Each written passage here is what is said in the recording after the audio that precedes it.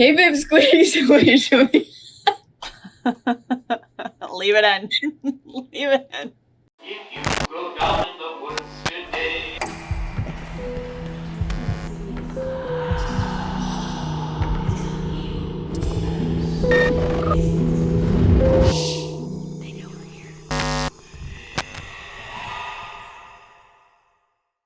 Welcome back, pipsqueaks. It's been a while.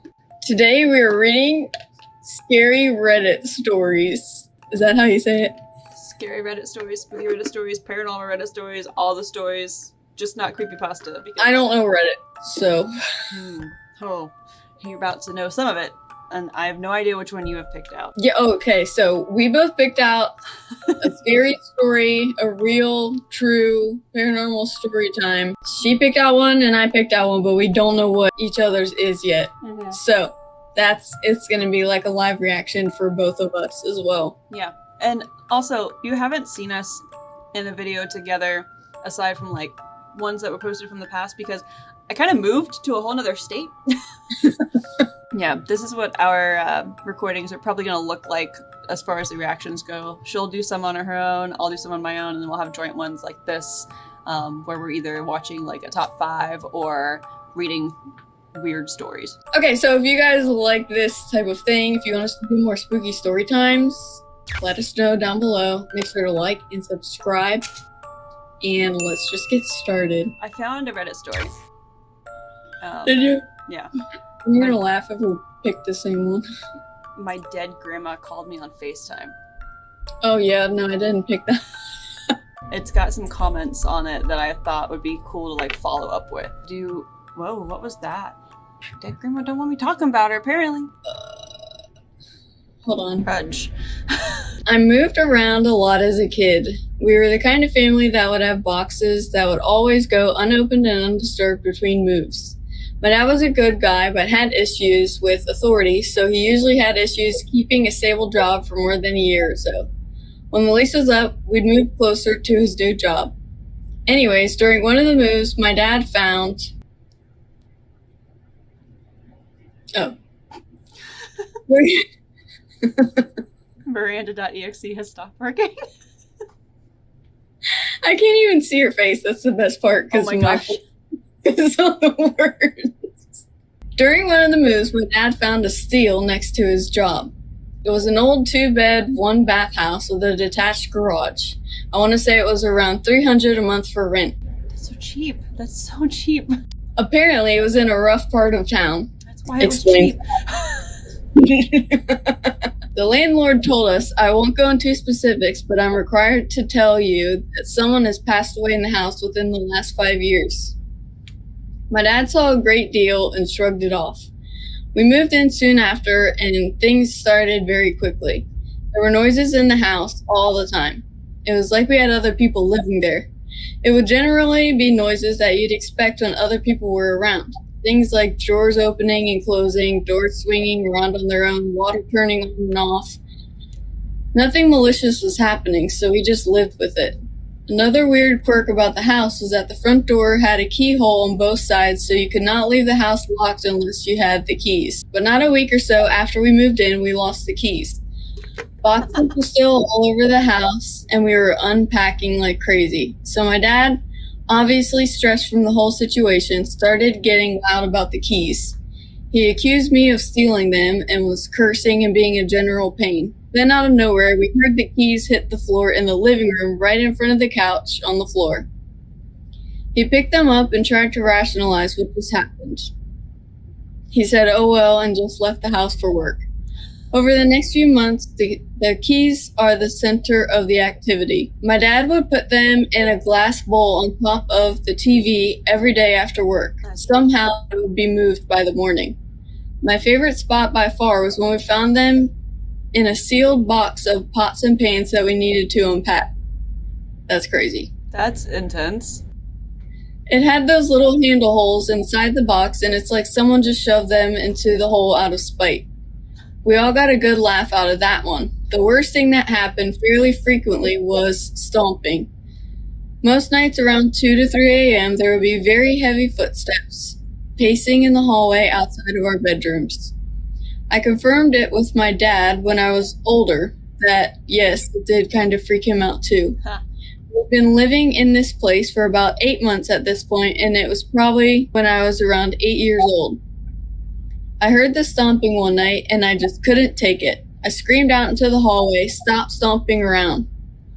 Take that 15 ghost. seconds of silence. Yeah, there you go. Oh. Sorry, my bad. 15 seconds of silence was abruptly interrupted by what sounded like a bull running full speed to my room. Oh, heck no. No thank you, sir. Then my door had 3 very aggressive slamming knocks on the other side. It was so loud that my dad woke up and came to check on me. My stomach started to turn and it felt like I suddenly had to use the toilet. I was frozen in bed when I heard my dad call out to me, "You okay?" from his room. I mustered up the courage to head out into the hallway, but as I got up, I could tell something wasn't right. I was shaking like a leaf. Okay. I was shaking like a leaf and my bowels were trying to evaluate while I was... Okay, really? I ran as fast as I could to the toilet, but did not help. Okay, I'm gonna skip something because it says they pooed on the floor. What? Wait, he said he was 8, right?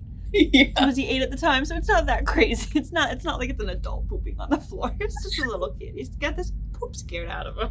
My poor dad was worried about my safety and followed me to the bathroom to figure it out. Little poop trail. Their dad said, "If you ever get scared, just come get me in my room." The final straw came a week later. My dad had been dating a girl for over a year. One of the nights she stayed over, they had a really minor fight before bed. Right around that magic 2 to 3 a.m. mark, his girlfriend got yanked out of bed by one of her ankles and dragged out of the bedroom down the hallway. By her account, she woke up after she was on the floor and felt someone pulling on her leg, and it took her a while to realize exactly what was happening. She shrieked, and whatever it was, let go. She ran back to the bedroom and turned the lights on and explained the whole thing to my dad. He sent me off to my aunt's house that night, and I stayed alone for a few months while looking for another place to go. Jeez. Figured it would be safer without me there. During the packing and moving out of the house, my dad had some friends swing by to keep him company while he packed. See, even he was scared. Almost everyone who came to help mentioned that they saw a small white dog walking around when they entered the home. Weird. Did he have a small white dog? They basically said, wonder if the people who live there now deal with the same stuff. That says there's a bonus, though, about the dad's girlfriend. Says she brought a yoga ball to the house, and as a crazy 8-year-old, I wanted to play with it all the time. She tells me I can play with it, but I have to be careful, so we lightly toss it back and forth down the hallway. And after a minute or two, I toss the ball and it freezes mid-air before making it to her and comes right back to me. Sorry? What? I was too young to realize what just happened, and she didn't want to freak me out, so she quickly just said she didn't want to play with it anymore, and we went and did something else. I'm glad that the dad believed, though, but it makes me believe that the dad also experienced stuff that wasn't in the story. Probably. Then he didn't tell his kid because he didn't want the kid to know about it. I wonder if he's told him by now. Whenever you first said the woman got dragged out of the bed by her ankle, I was like, is somebody remembering something a different way because it was like the dad yanking the woman out of the bed in like an abusive way, and the kid just remembers it a certain way, but then she like ran back to the dad to tell him about it. So apparently not. Apparently she just got yanked out of bed by a ghost. Yeah, that's what I thought, because it was the same night they were in an argument anyway. Yeah, that's what I was thinking. I was like, oh, well, they had an argument, and suddenly they're fighting. Like, she's on the floor being pulled by her ankles. Weird, huh? The thing you said about whether or not people that move into houses that people previously quickly left from because they were haunted. I do wonder about that. I do wonder about those people that live in those houses. Apparently, and I need to look this up because surprisingly I haven't. The Amityville Horror House. Do they still allow investigations in that house, or does somebody actively live there? I had seen or heard that they changed a little bit of how the outside of the house looks and put up some like flags and stuff to block windows so you can't like see inside of it, and it's blurred on Google Maps from my understanding. I didn't know that. It up. But I'm curious if somebody actually lives there and lives there as it's like a house, like that's just where they live. So see, the house has been renovated and its address has been changed so that to deter tourists and pranksters. But it's the houses like stuff where very notable things happened in like the paranormal realm, and people move out, and the houses inevitably end up back for sale. The people that move into them, you don't really hear a whole lot unless they start renting the place out as a place to do paranormal investigations.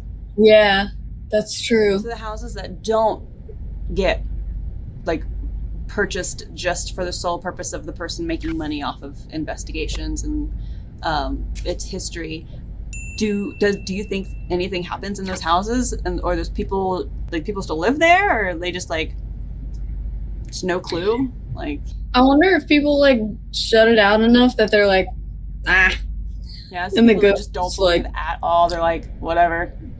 They just don't. Yeah, care. and then the ghosts are like, well, you're no fun. Yeah, so I was like, well, it was fun with the other people. They got scared. You just don't care. You think the house is just creaking because it's old, which it is. You ready for mine? Mine is much shorter, but we've got some comments that people left that I wanted to go see.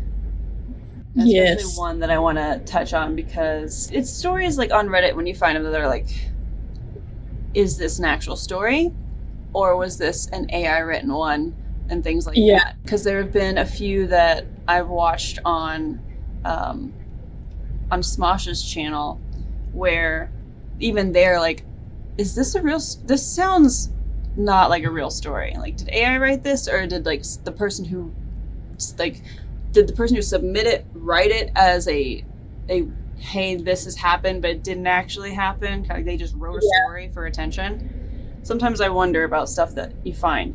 So this one, though it is very short, I don't know what it would be. I don't think it would be fake and written like that. It's literally just posted 11 hours ago. I'm excited. This is the first time a lot of people have probably heard this then. Yeah. No one else had the chance to get to it yet. Yep. 2 nights ago, around 2:30 a.m., my phone lit up with a FaceTime call.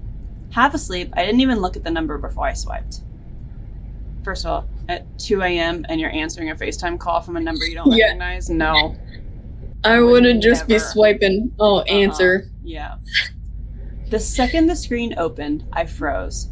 The caller ID said Grandma.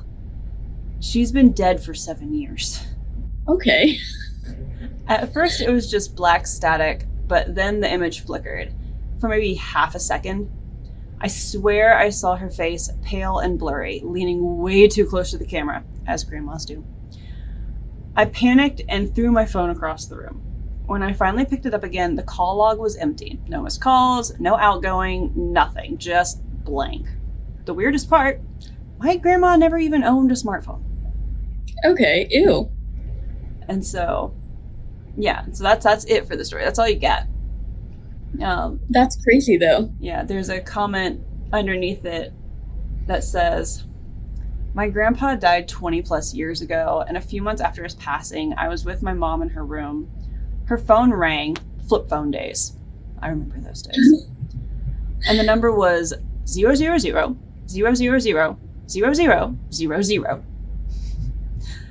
And when she answered it, hi.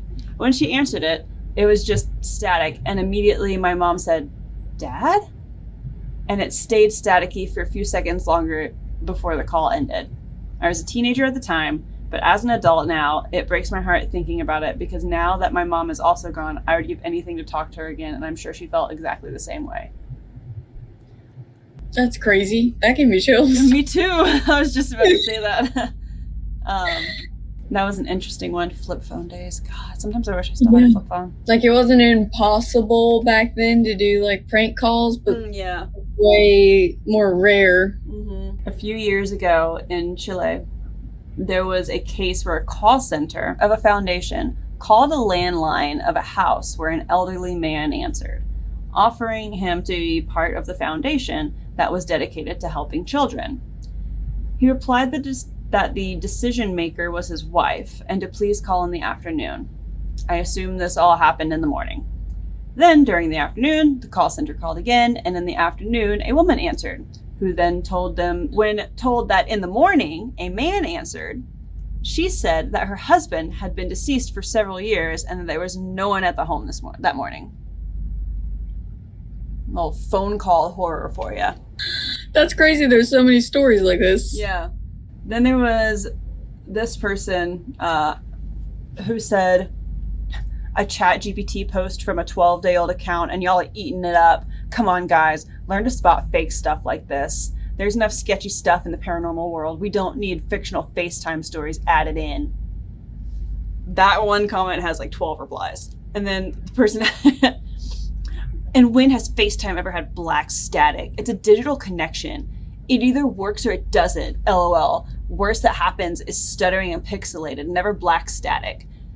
Not true. I literally had... I don't do FaceTime calls. I don't have Apple products. But during digital calls like this, I've absolutely had weird black static happen.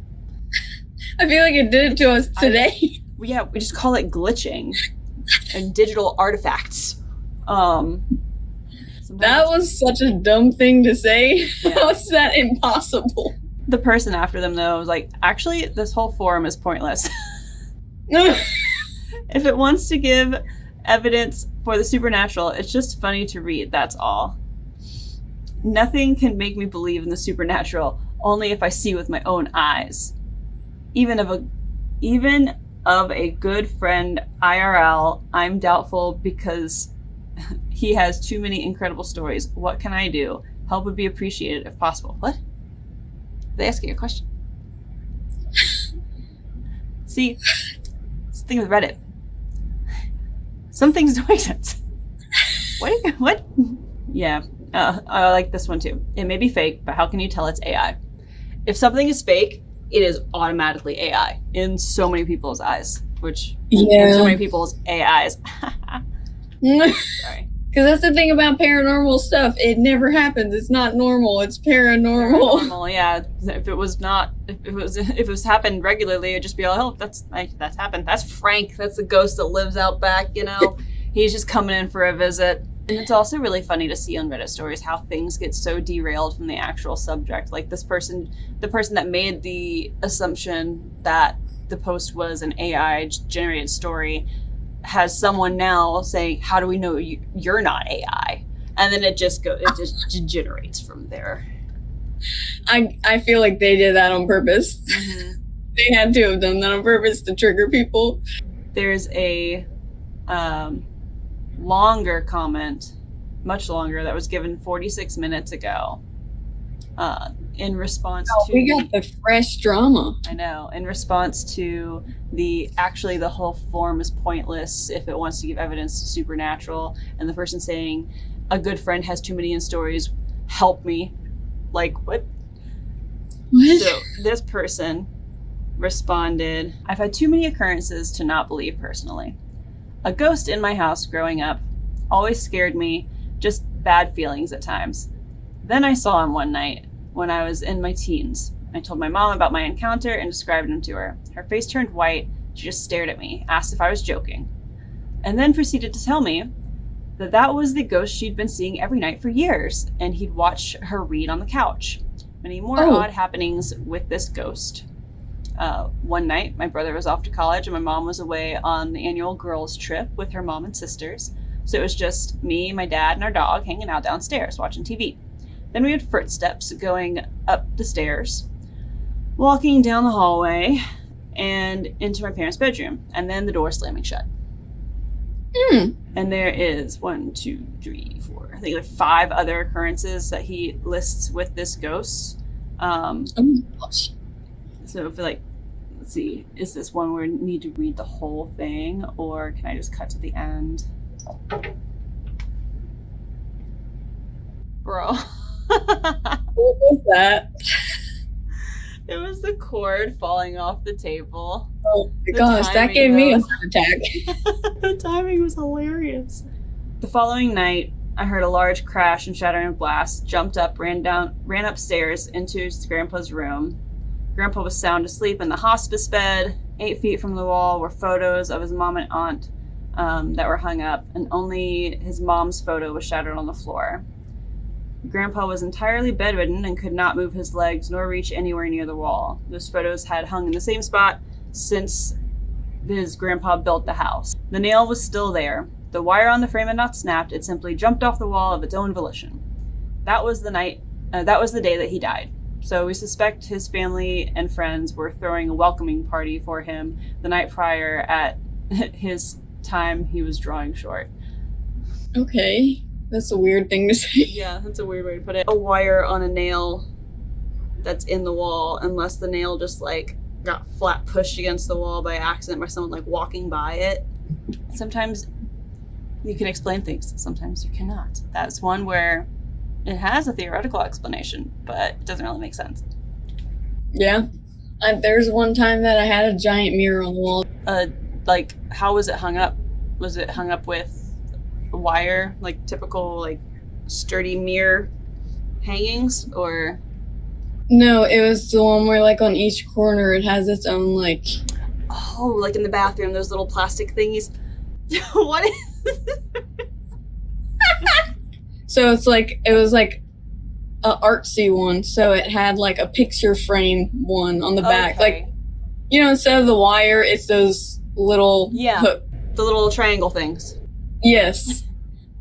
So that's so that's what it was, hung up on my wall, and at exactly 3 a.m. it fell down. Jesus. And almost cracked me in the head because it was hanging over my bed. Oh my gosh. I got it out of my room because I was scared of it after that, and then it disappeared. It happened in this house. Just got up and walked away. Yeah. I was scared of it, so I put it out in the garage, and now it's gone. No one has seen it. No one even knows what I'm talking about, and they wouldn't have just gotten rid of a mirror. It didn't break. I was scared of it, so I got rid of it. You put it in the garage. Do you think maybe somebody at some point set it like outside of the garage and somebody drove by and thought it was like a free mirror and was like, oh, yoink, mine now? I don't know. That's why, like, because I literally brought it up. Everyone remembers what it was, but no one said they did anything with it. Huh. And, like, we have the attic is in our garage. And so I put it up there with all the rest of my, like, old stuff from when I was a kid, when we first moved here. And then I went up there, can't find it. It's not down below anywhere. It's just gone after it almost knocked me out. I wonder if it, like, maybe it got laid face down so you can't see the mirror part of it, and it's in, like, a back dark corner of the attic or something. So all you see is the backing of the mirror, so it looks like the ground. Yeah, that's true. Should go up there Maybe and we'll double check. find it. Years later, she found the mirror. Yeah. It's just gonna show up in my room one day. Girl. Oh, this? You're looking for this. If it does, you're just gonna, like, we're gonna be on a call one day and I'll be like, is that mirror new? What's that behind you? A new mirror? I don't think I've had anything that's gone missing that's, like, spooky paranormal. I think What? it's all, yeah. I don't know. I mean, I've had, at the house we were living at before, I put stuff in the wash, and I did the normal, you know, throw things in the washer and, like, close the lid, start the thing, walk away from it, came back downstairs, the lid was open and the washer was running. Okay. Like, it had never been shut. I'm like, hello? What? This happened twice. Because it's not like you forgot to do that because it was running. Yeah. You should have just, like, set out your clothes and been like, here you go. Oh my god. Yeah, you want to fold them too? Imagine you just left them there and were like, okay, and then leave and then come back and your clothes are in the wash. Mm-hmm. People say those stories all the time, like at haunted hotels specifically. Yeah. That they make a mess and then come back and then it's all clean and organized. That's called room service. You guys have to tell us down below where you think we should go because we're going to do a spooky road trip. Yep. So we're trying to collect places and organize it Yep. so that we can go. All right, so you guys let us know, how did you like this fun little story time? It kind of did turn into a podcast. Yeah. We didn't really stay on track. Kind of, but not really. Send us stories to read too. Yes, If you we'll found make a something full super- video. Yeah, if you find something super crazy and interesting and you want to hear it read, send it. We'll read it. Our email is in the description of every video. And make sure to also follow us on socials so you can get sneak peeks of videos, and we'll tell you when we release stuff. Yeah. Well, I guess that's all I've got for now. I'll have to look for some more stuff. Some interesting things. Yeah. If you guys also find Reddit stories that you want us to read, send it to our email. Roast me in the comments. It's my favorite thing to read. Do it. Sometimes something that you say, if you mean it as an insult, it can be like the greatest compliment. Like someone calling me Sebastian Bach. That was beautiful.